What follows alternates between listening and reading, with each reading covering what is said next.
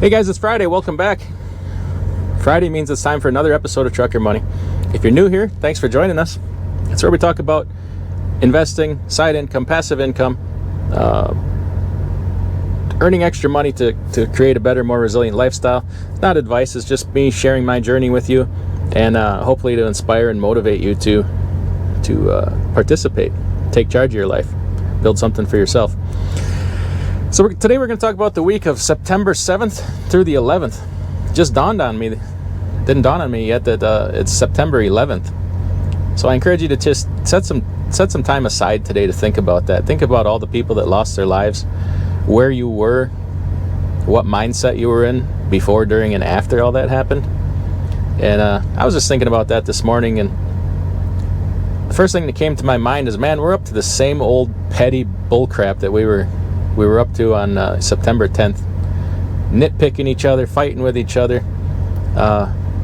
We're right back to doing that again. So how quickly we forget. Also dawned on me that that was 19 years ago. It seems like yesterday. So just take some time today and think about that, whatever it means to you.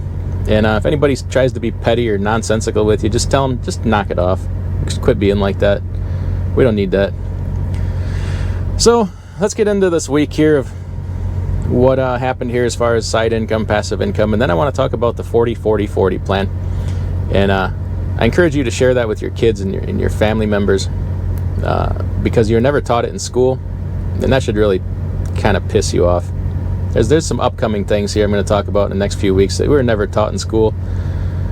It could have really changed your life, but that's not what school is for, I guess. Anyway, so this week I didn't have any increases or cuts to dividends at all. As many of you know, I'm a dividend investor for passive income. Added to my position in Verizon with a current yield of 4.18%. Added to Prudential, yield of 6.44%. So that's all I did this week as far as adding to investments. It's kind of quiet. Work is really busy. Who paid this week? It was a great week. It might be my best week ever as far as dividend income. I never sat down and thought about it, but just kind of looking at the numbers here, it kind of strikes me as really good. First off, IBM paid the current yield of 5.33%. I kind of feel like I don't talk about IBM enough or give them enough credit. Nowadays, when people talk about tech, they just want to talk about Google and Facebook and Amazon and Intel and Microsoft, and IBM is just forgotten about, but they got a really good thing going there. They just kind of changed the way they've done business away from the consumer to just business to business and business to government, kind of quietly behind the scenes. Next, Johnson & Johnson paid current yield of 2.7%. Unilever, 3.66%. Chevron, 6.45%. Archer Daniels Midland, 3.13%. Southern Company, a utility, 4.84%. ExxonMobil, current yield of 9.17%. People are starting to get concerned about Exxon being able to maintain their dividend, and that's understandable. Exxon has cut their dividend before, but they're pretty aggressive about reinstating it. They're just a good company, and oil is just beat to hell right now. It's getting beat on again, so we'll see what happens. Flowers Foods paid 3.37%. Now, 3M is supposed to pay, they're scheduled to pay on the 12th, which is a Saturday. The market's closed, so I don't know if they'll pay today or if they'll pay Monday. So I'm just going to hold off until Monday. Next week, we'll put 3M on next week. Not a big deal.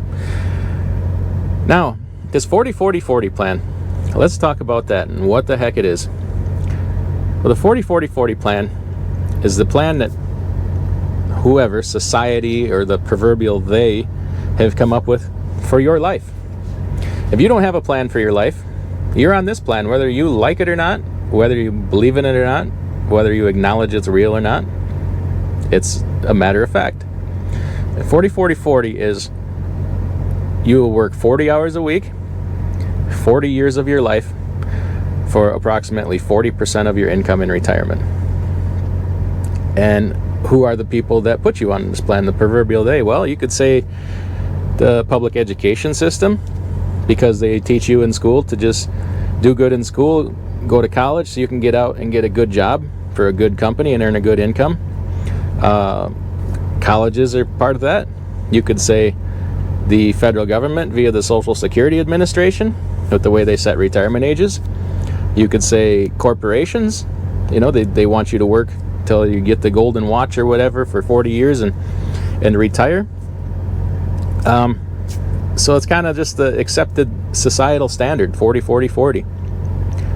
And I would add another 40 onto that, and in my mind would be to pay 40% in taxes every year for 40 years. They're going to take 40% of your income.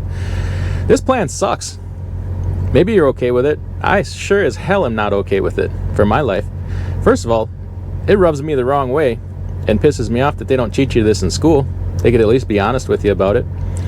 And that somebody dared come up with a plan for my life without my consent or knowledge. It rubs me the wrong way. And I would submit that you'd be lucky to achieve this 40-40-40 plan, because 40 hours a week, let's face it, realistically, most of us are working 50, 60. Some of us truck drivers are working 70 hours a week. And for 40 years of your life, that's assuming you are a good boy and you get out of high school and go to college. You get out around the age of 25 or so, work till 65. It's just kind of the general parameters. If you didn't go to college, you're probably going to work 45, 50 years. Or if you didn't do smart things with your money, you're going to work 50 years. You may have to work forever. Maybe you don't get to retire because you never earned a lot. You had some tragedies come up with your life, poor health, for whatever reason.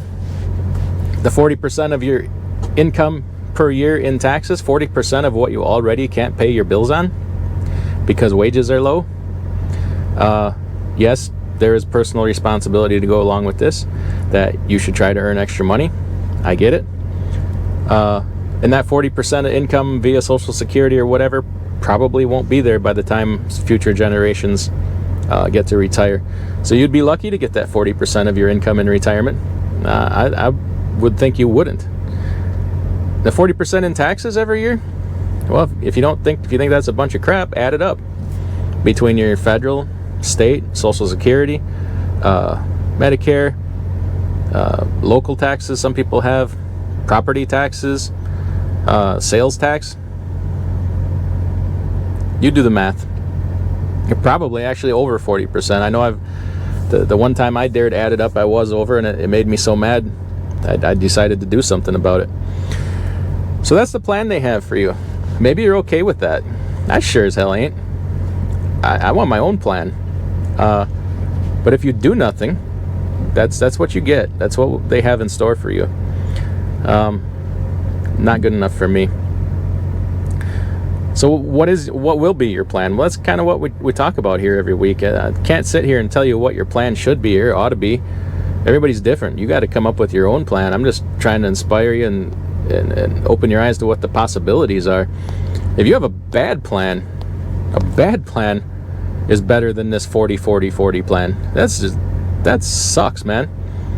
A bad plan well executed, or a good plan poorly executed. Every dollar that you instruct what to do with makes a difference, can knock years off this, hours off of this, dollars off your taxes. And as part of your plan should be some kind of passive income so you can earn money while you sleep or whether or not you go to work. That really helps too. You need a solid, detailed tax plan. Tax planning and tax efficiency are crucial. Did you know that wages are the worst way to earn money? Tax efficiency wise? We're going to talk about that in an upcoming video. I need my whiteboard for that to show that out. I actually got a few things here coming up. I just got to get them done. They'll be pretty interesting, and hopefully they'll piss you off that they didn't teach you this stuff in school. In school, grade school, high school, they teach you to be a good student, to go to college, to get out of school, to be a good employee for somebody else. They don't want you to be an entrepreneur. They don't want you to work outside their system, because employers want good little cogs in their wheel. They don't want people that upset the apple cart. It's not good for them. So we'll talk about all those things. And also, to go along with that, a change of mindset is key. If you're an entrepreneur or already have a small business or you own your own truck, you've already somewhat made that mindset shift. And a lot about that in the future too. That eventually when you make that mindset shift, your job or your business will become just a tool to earn money, so that with that earned money, you just go out and you pound out your plan. You find your plan, you implement it, and you just pound it out. Maybe you can turn this 40-40-40 into a 25-20-100, or earn an infinite percentage of your income in retirement, and retire early and work when you want to work. And the tax part, hey, we can do a lot about that. Kind of the purpose of doing all this is to educate you as to what is possible, so that you can build your own plan. It doesn't do much good to copy me, because my situation's different than yours. But I just want to bring a broad, diversified set of information, so that you can make these decisions for yourself and kind of put together your own strategies. Because rest assured, you may not believe me, you may disagree with me, but if you do nothing, that is the plan that's assigned to you. Best case scenario is probably not even going to end up that good, I'm sorry to say, but that's reality. So take care. Share this with a young person. The earlier you learn this in life, you can cut that curve drastically. Time is money, especially in investing and such. So take care, and we will see you next week.